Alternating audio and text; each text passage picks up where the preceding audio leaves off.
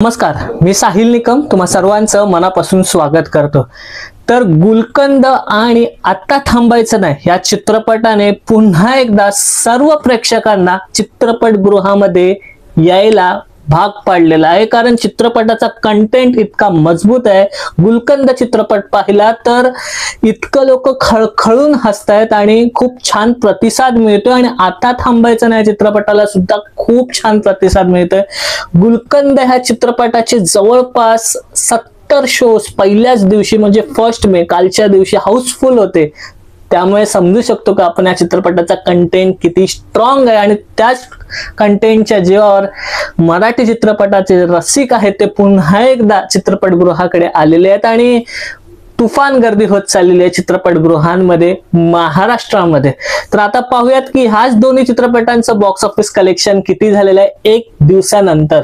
तर सर्वप्रथम आपण गुलकंद या चित्रपटाचं बॉक्स ऑफिस कलेक्शन जाणून घेऊ।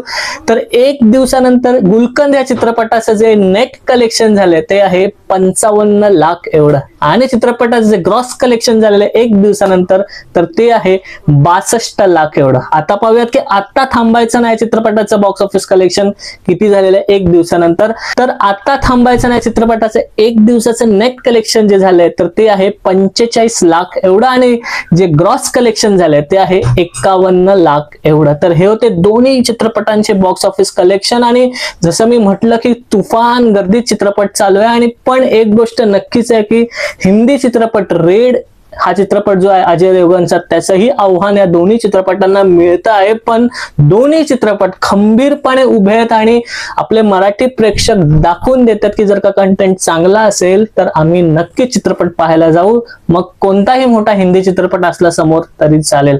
तर हे होतं बॉक्स ऑफिस कलेक्शन। पुढच्या व्हिडिओमध्ये आपण भेटू, तोपर्यंत आपले YouTube चॅनल पिक्चर प्लॅटफॉर्म पाहत राहा आणि लास्ट बट नॉट लिस्ट स्वतःची काळजी घ्या।